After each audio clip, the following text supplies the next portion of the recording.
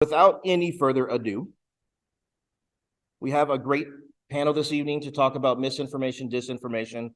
I'm going to call Lani up here to both introduce our panelists and to go ahead and moderate the meeting. Thank you, Lani.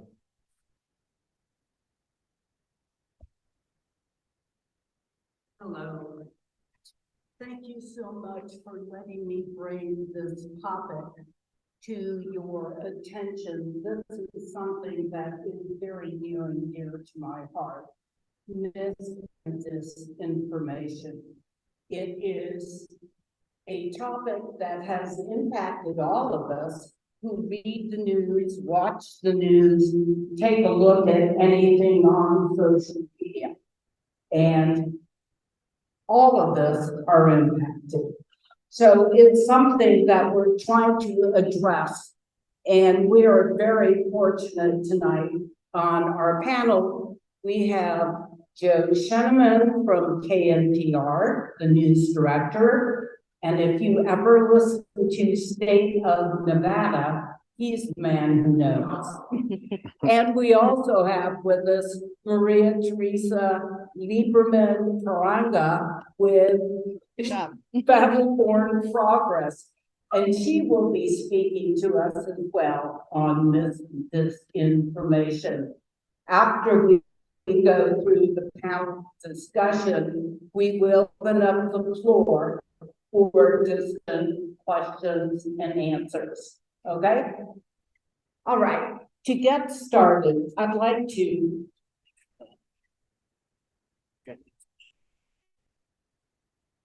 Let's move that around. Yeah. Okay, now I'm on both microphones and you'll have to be patient as we pass it along. All right, so first of all, what I wanted to ask was, Maria-Teresa, can you explain a bit what is misinformation and can you cite some examples of it?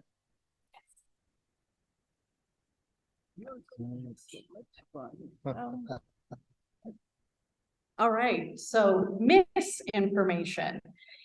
Misinformation, and we'll talk about it later, is different than disinformation in that misinformation is actually accidental forms of false information. For example, if I were to name something incorrectly, or people calling disinformation misinformation is sort of misinformation because you're accidentally calling it the wrong term. So it's not a piece of information that is incorrect that is strategically created or distorted to lie and to show false news. It's someone that is just simply doing or saying something incorrectly. Like, for example, I hate to say, but sometimes reporters either don't get a name right or they get something wrong, and you'll see that they'll, correct it. And that's when you correct a piece of misinformation, is that was incorrect, now we're correcting it. So it's really just a simple mistake, but something that was wrong, factually incorrect. And I can go into disinformation if we want to, if people want to see the comparison right away. And I'll actually add in another layer of malinformation. So disinformation is sort of in the middle tier of dis and mis and malinformation. Disinformation is where there's a grain of truth, an event that actually happened. For example, January 6th. We know it was a day and a time when Congress was supposed to have a procedure to formally elect and declare President Joe Biden. Now, disinformation is, for example, many people calling what happened during January 6th a simple protest, right? Or there was no violence. That's disinformation, right? There is a grain of truth because January 6th happened. We all saw it. There was a protest in the beginning. However, it turned into an insurrection. It turned into a violent act. And now we know that it is true because there has been evidence, there has been court rulings, and those court procedures have gone through all of that. So it's factually accurate that it was more than just a simple protest that went wrong. It was actually a coordinated attack on the Capitol. That's disinformation. So you're taking something that either happened or has a little bit of truth, and you're running with it and creating a whole other narrative, a whole other story to confuse people. Malinformation is the more malignant type. And this is the one, and deep fakes kind of come in here, because malinformation is something that was completely created to confuse. There's no grain of truth. It's, for example, you create a deep fake video of Joe Biden saying something that he did not say, and in an event that did not happen, but you just splice together something and you put it out on social media and you say, look at that. This happened on this day, and it didn't happen. And how do you know it didn't happen? Because you can't find news outlets that reported on it, actual news outlets, not a podcast. You can't find any other people referring to it. So malinformation is the sort of more, I hate to say it, but perverse form of information, false information, because it's actually created with no truth whatsoever in it. Okay, so we have an idea of what misinformation is, disinformation, and malinformation. Why would anyone spread these types of false narratives? What is the motive for people to spread these? What is their purpose? Can you guess? Yes, and it's interesting that you bring up the motive, because we'll talk a little bit about motive. Motive comes into the strategy to responding to it. So it depends on the actor. If it is disinformation, I would say that the motive for a lot of the people, going back to our example for January 6th, they're not calling it an insurrection and a violent act because they don't want to go to jail. Or they want, or they want to keep lying about what happened. But really, the specific motive, it depends on the source and on sort of the context and contextual environment for that piece of information. It might be because you want to get elected into office, because you want to get that person impeached. We'll probably see a lot of false information with a certain president who a certain McCarthy wants to impeach. But it really depends on the person, but it all leads to consolidate power and to either maintain your power or gain your power. I am not a fan of Scientology, sorry if you are, but there was a saying that L. Ron Hubbard said, the reason why Scientology focuses so much on public relations is because, and he said this originally, is if you are a master at public relations, you win the war. And a lot of people have said that if you manage the narrative, if you manage the PR war, you kind of win the war. And sadly, that's what happened in 2016. So it really is to either get power or keep your power. Joe, I'm going to ask you a question so you're not just the microphone. I don't mind doing this. You've heard what Maria-Teresa has spoken about. You do live news. KNPR is live, your broadcast. You are hooked up with national NPR radio, but you do a show that focuses very deeply the state of Nevada. How do you know what your guests are speaking about? How do you go about vetting them when your producers and you say, we want to do a show on this topic? How do you know who to ask? That's a good question. And it really has to do, we plan things out a couple of weeks ahead of time. So when we have a guest who's going to be coming on, we know a few weeks ahead of time. And a big part of it is the research that's involved before they come on. So for instance, before last fall's gubernatorial election, we interviewed Joey Gilbert, who was running against Joe Lombardo to become governor for the third Republican nomination. And he was one of the foremost leaders of the election deniers. And I don't think it took much research to find out that the election actually happened and it was real. But he insisted even on the radio, I don't know if any of you have heard that interview, that the election was not real. He yelled at me on the radio, and he parsed my words to because he's a lawyer. He wanted exact words known, but we had enough research done beforehand that there was just no denying it. There was no, I don't want to say backing down from it, but it was just a statement of fact. We kept talking about it until he just had to let it go. So the basic thing, and the only way I see how in the future how people are going to be able to recognize disinformation, and more of it is malinformation, is by doing their own research, because with AI, it is going to become almost impossible to tell a photo that is fake from a real one. I mean, you could see it even today. It's virtually impossible. So there are going to be programs, apps out there that will allow you to dissect photographs, allow you to dissect words, to see where the words came from, where they originated. I think a lot of you saw this during the 2016 election. For instance, the one thing I always remember is a photo of somebody in Ohio, supposedly with election boxes that had been stolen. I don't know how many people saw that, but I just think that one always comes to mind. It was a complete fabrication, and it was a couple photos that were knitted together. Now imagine that being done with AI. It's going to be almost impossible to find where that came from. And like I said, I am certain there are people working to create AI to do this in a really good way. And on the other side, there are going to be people creating apps to help you dissect it and find out what's real. I think that's going to be the only way we're going to be able to do it. I mean, some things on their face are just patently false. The election denying thing, that was, I mean, how could you, it was kind of ridiculous, that it kept going on for so many years and months.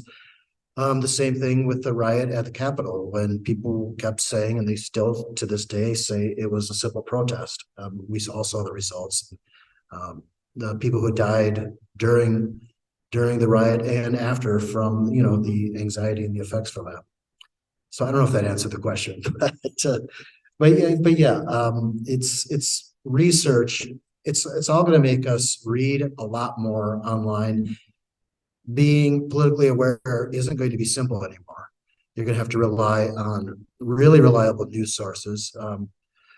There's so many examples of this, and a lot of these questions deal with that. During COVID, we all know anti-vaxxers. We all know people who wouldn't wear masks. And then we saw people who would send research that proves not getting a vaccine is the way to go, that ivermectin was the way to go. I have a brother in Chicago who sent me literally thousands of articles, but I would never see those same articles in the New York Times or the Wall Street Journal.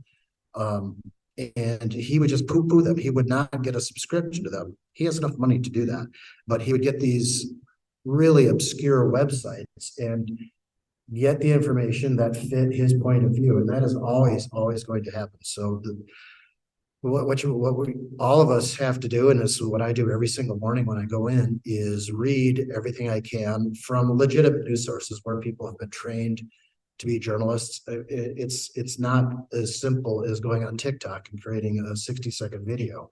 It's a lot of work. It's a lot of research and a lot of phone calls.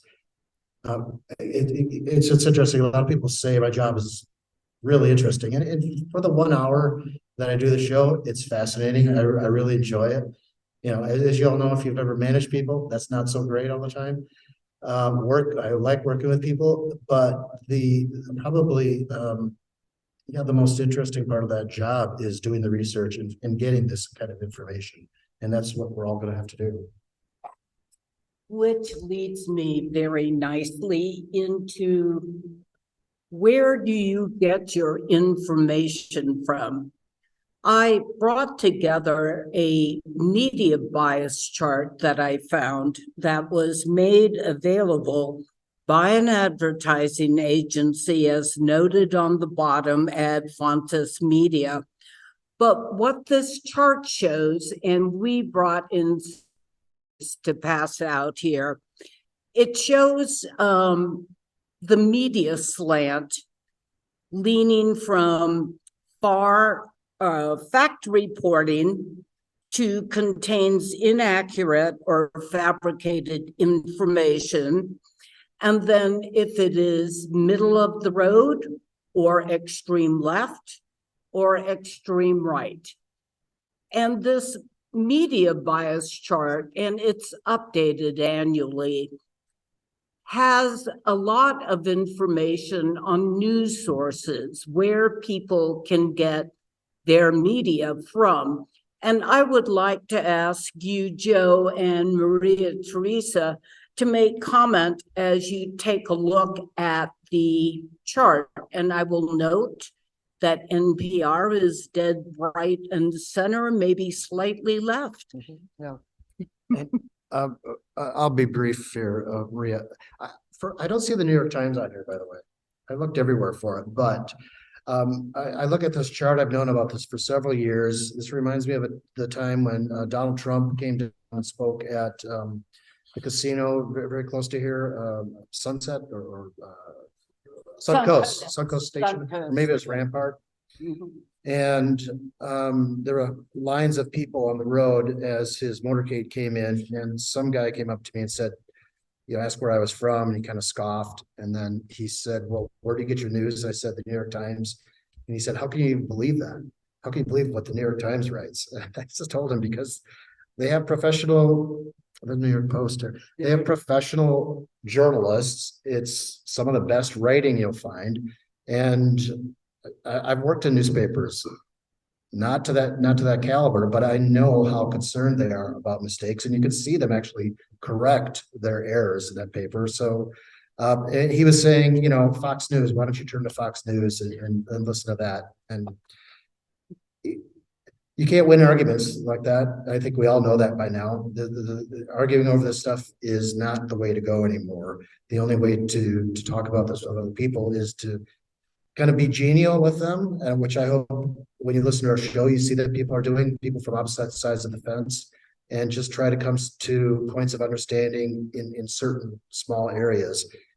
Sometimes I think you can do that if you can get somebody to read or listen to some of these top tier, these middle, and I'm so glad to see NPR remains near the top and in the middle of this. Get them to listen to some of these outlets. Maria. Yeah, ditto to all of that. And what I would add here is that, you know, looking at this, it's pretty accurate. I would say TMZ is known to kind of just go this way, that way, depending on where the money comes from. But I would agree that it has gotten incredibly hard to even have a conversation with people that are fans or readers of the folks that are here in this corner in the bottom right. And it is something that is so difficult to do that we've now hired on, Mike is here, disinformation program managers, and a lot of groups like ours are creating departments and creating positions to really understand this issue we have with information. And where is it coming from? What are the motives? But also, how do we combat it? And a lot of times it depends on the issue, and it depends on who you're talking to, because I remember one of the first trainings that I had on disinformation by some experts on it is that it has gotten so bad that you kind of almost have to send these people to cult deprogramming. That cult deprogramming and disinformation work is kind of coming together, because people that work in cult deprogramming say that the symptoms that people have of just, for example, saying, no, New York Times isn't true, InfoWars is true, 100%, even if you show them multiple ways in which it's not true, you can fact check it, but they are just so brainwashed, which is what it is, into believing them that it's all of these outlets and all of the personalities, for example, a Joe Rogan, are such cults of personality now that people are so attracted to the personality, to the community that these outlets have created, which is something that, even though it's evil, it was pretty genius. If you kind of don't do it. Don't go on their Twitters, don't go on their social medias or watch them, but they're very personable. They make it very accessible so that you feel like you're part of the community. You feel like you're talking to a friend. You feel like you're talking to someone who, I'm not one of those highfalutin journalists. I'm just a person with an opinion. And sadly, some people argue it's the fault of our education system. People just want things easy. People just don't want to do that research. And there's also, a lot of people that think that maybe you can also address this in the education system, right? That when we teach kids English literature, why don't we teach them media literacy, right? And sort of internet literacy of, we teach you how to read a book and analyze it, read a poem and analyze it, but read a news story and analyze it. Read a fake news story and analyze it. How do you research something? How do you actually go out and find out what is factual versus not? We are so now, we are in a place where we can access so much information, and it has turned into something we can't control because people are not equipped with the ability to research, to be media literate. They don't know how.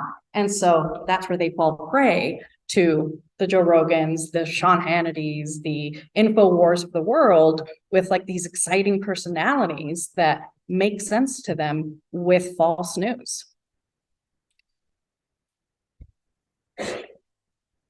Thank you so much. And I'm getting eye signs from people that they want to see the chart. If you let me know, I can text it or email it to anybody who's on Zoom. And Hunter just told me he'll put it out on Facebook. All right. Maria-Teresa, one of the things I wanted to discuss was mis and dis and mal information in some of our minority groups or minority communities. And I will share a personal experience I had. My house in our neighborhood is easily identified by every Democratic poster stuck in my yard, to the high irritation of my HOA. But I followed the rules, and my cleaning lady, who I absolutely adore, and she does a great job, asked me why I was voting for Joe Biden, because she is not. And I asked her who she was going to vote for, and she said, "He who shall not be named 45. And I asked her why. And she said, well, he's a businessman. He knows how to help me in my small business. And I asked her, how did she know he would help her? Why, I got a check signed by him for money. And I said, well, Nancy Pelosi and a whole bunch of Democrats really got you that check, but well, his name was on it. Why is mis and disinformation so prevalent within the Hispanic and other minorities here in Las Vegas? What is the cause of this? Oh boy. Oh boy. I have a whole other panel on this one. So that is the $1 million question. And first, the why is because they want our votes. I am Latina. I was born in Mexico, and I see it in my community all the time. I see my mother getting bombarded with fake news in the Facebook groups that she's in the blogs that Facebook is encouraging her to follow for some weird reason, with the things that her friends and her coworkers at the hotels would say, like, And we were always she was always the person that, you know, they know that I work in politics and in communications, and they would say, hey, can you ask your daughter if this is true? And I would read the article and I say, there's no newspaper called this. That's not true. And that's actually when we started working specifically on Latino disinformation, which is what my specifically works on, because it's a whole other beast. And it's because they want our votes, but they're not actually going to deliver on the promises. If it hadn't been for Nancy Pelosi, your cleaning lady would not have gotten that check with his fancy signature on it. But yet they did they do so much to actually work to getting the Latino community and even the APIA community. That's sort of the next community, the Asian American community, because they know that if they say the right buzzwords, if they show the right quote unquote values that we share, that you can get those people that can be moderate or lean a little right on some economic issues because they're business people, they're small business people, and they'll use those tropes to get those people in the door. And then they'll get them with everything else. And it is prevalent. It is scarily prevalent in the Latino community. It is so bad. We had in both 2020, 22 elections, we had people that were canvassing in Latino communities and they were hearing QAnon. Is Pizzagate true? And like, to people canvassing the doors, you know, they didn't want to talk about certain things. They were just like, hey, I've been reading this on the internet and yeah, I care about the economy, but is Pizzagate true? Did Hunter Biden really do all those things?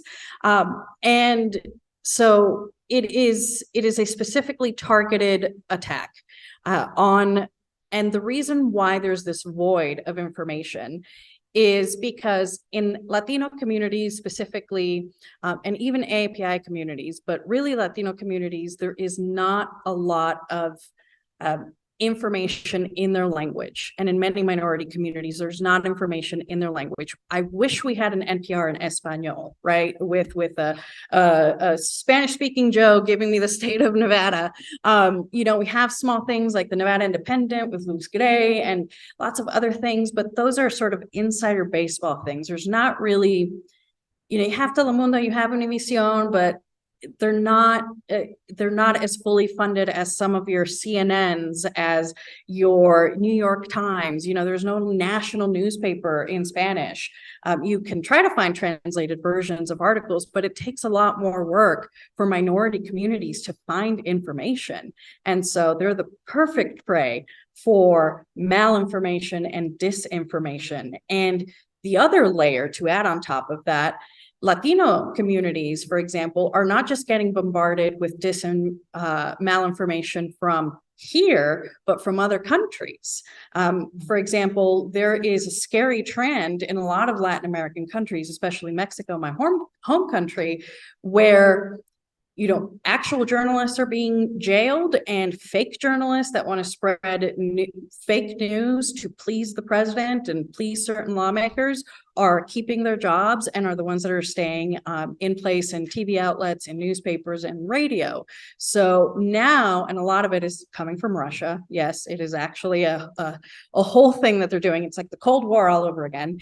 And so now, for example, I see family that's still in Mexico sharing pretty scary things. And I'm like, hold on a second. Is that real? Well, it's, you know, it's by this outlet. And then I Google that outlet and all of a sudden you find out, if you research that outlet, you see they just fired and jailed a lot of its reporters and journalists because they did not want to just simply copy paste a press release from the president and things like that. So that's an added layer that we're combating with the Latino community. And it's a scary, scary time to be someone that is on social media, because that's also where a lot of minority communities go to, because you don't have a traditional media outlet for you that reflects your community, that speaks your language. So you go to social media. And that was part of the void too, that sadly the Trumps of the world, through this entire echo chamber that they've created, have been able to get into people's trust as a small business or a businessman, or as, just someone that is spreading fake news, but they start by sounding kind of like the outlets that we were talking about. They start with presenting themselves as someone accessible, someone that can help you, someone that is your friend or your champion. And that's how they get, people in the Latino community. Yeah, I just want to add one thing. To me, the key to this is education. And, I don't think I can say that enough times. It's strictly education. And when I hear things in this state where we have a lot of our state leaders, I guess it is justifiably so that they want more people to maybe not go to a four-year college and instead get into the trades. That worries me, because I think when you go to a four-year college, part of the mission of a university is to teach you critical thinking. And if you're just going to go into a trade, a lot of people say, well, yeah, after I make money, I will get back to an education. But how many times does that actually happen? I worry about that a lot. I mean, and I've talked about it on our program quite a bit with people.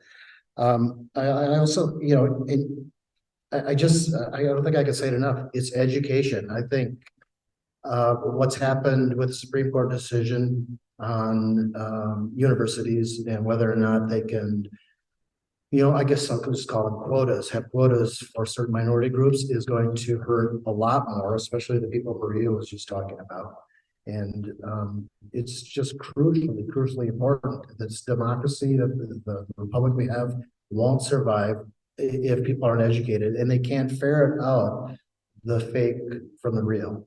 And that's what I think is at the heart of all of this, really. And I what's heartening to me is when I moved to Las Vegas 26 years ago, the level of education and educated the populace here has really increased.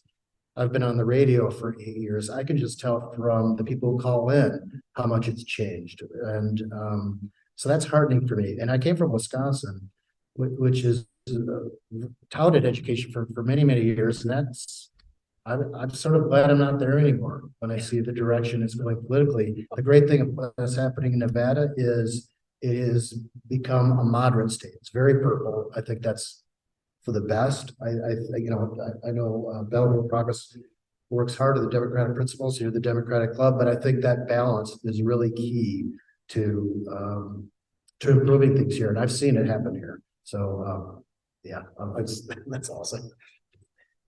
All right, I wanted to make two comments about both of the things that you both said.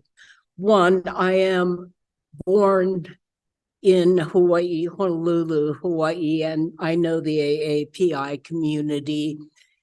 And yes, there is a great deal of disinformation in my own home state, which is very shocking to me. But when I go back and read different posts made from old friends and family, it's very much eye-opening. So yes, I agree with what you said about an echo chamber within that minority group.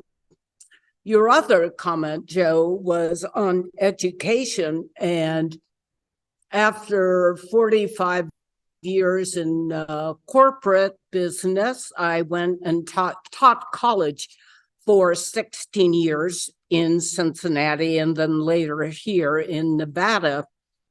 And I am a very big proponent of education. You can't ever get enough. You never quit learning. The day you stop learning like a shark, you're gonna die. So I push a lot of reading, basics, seek truth in your own way. And this is where I want to go with this. What can the Red Rock Democratic Club, how can I influence my own cleaning lady?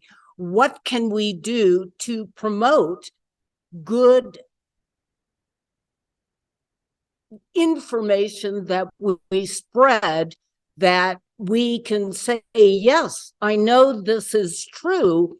And I'm sorry not to slam you down too hard, but that is not true. How do we go about with that alternative speech?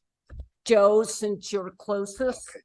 We talked about this actually right before the 2022 election with an expert on this topic.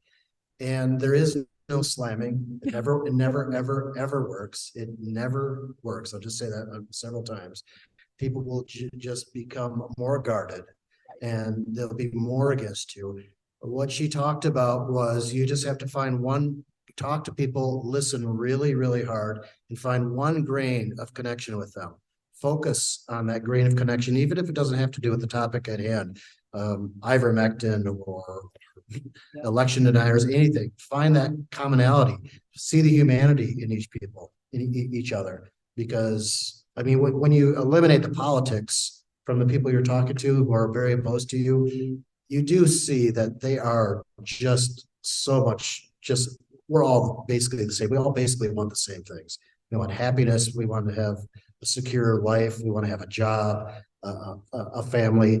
They just all, from misinformation or disinformation or malinformation, they believe that the way it's going to come about is entirely different from you. First, you find that commonality, that humanity in each other, and then you go from there and you just talk to each other.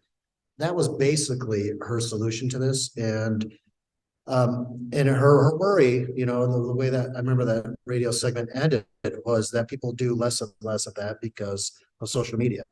Right. That a meeting like tonight just does not happen as much anymore because people could connect online rather than looking people in the eye and talking to them directly. I totally agree with all that, although we will always slam the purporters of disinformation. But not the regular people. If you are a Joy Gilbert, you deserve, us slamming you on Twitter because you're the one out here profiting from the people you're brainwashing. But when you're in front of your cleaning lady or your neighbor or someone, I think that is a different conversation that you need to have. And I want to go back to when I was a kid organizer for the Obama campaign. I worked in both of his campaigns, and there are many people that were surprised and still are surprised that a Democrat with a name like Barack Hussein Obama could win certain states and certain counties where you had, people that really weren't fans of any kind of democratic idea. And I always say the reason why we won is we talked to people, actually went in, and I would say the first thing, using that experience, the first thing you have to realize is you're not going to get the person in the first conversation.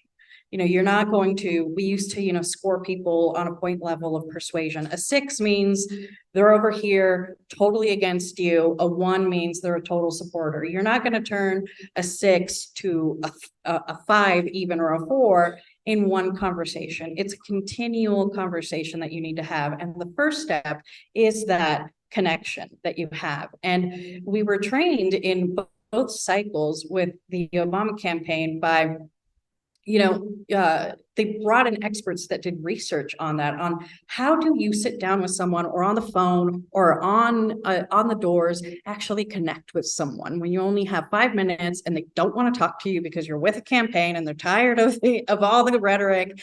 And it's especially if there's someone that you're persuading, and it's by saying why, just simply saying the word why. And posing that question instead of, you going right to your script of all of your things. Why do you believe that? Kind of like you asked your cleaning lady, why? And now it's because she's a business person and she's connected with Trump because of, she thought he helped her, which is not the case, but at least you got into the door of getting your first why. And when you actually ask someone why, it makes them feel valued. It makes them feel like, oh,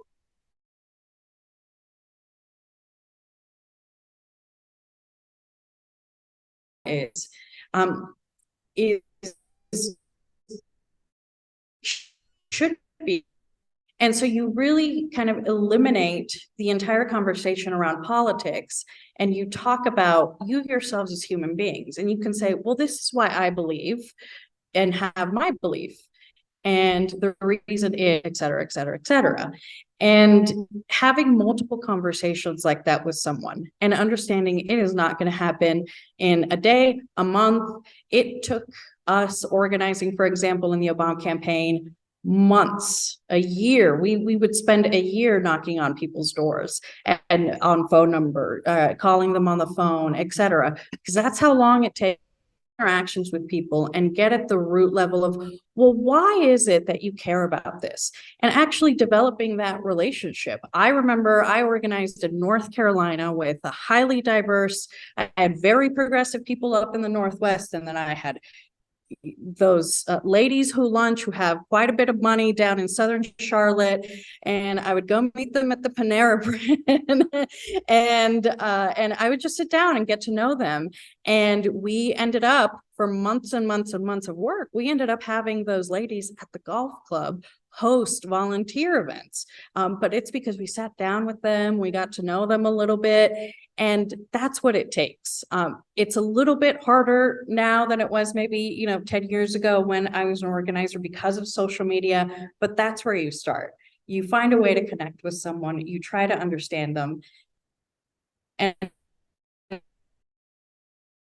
the other gentleman, because the conversation is totally different. If you're able to meet someone, if you're part of like a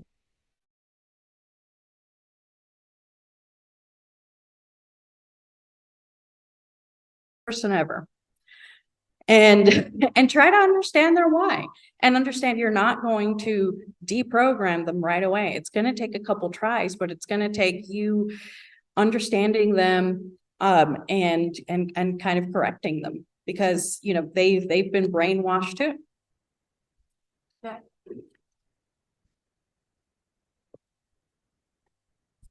All right.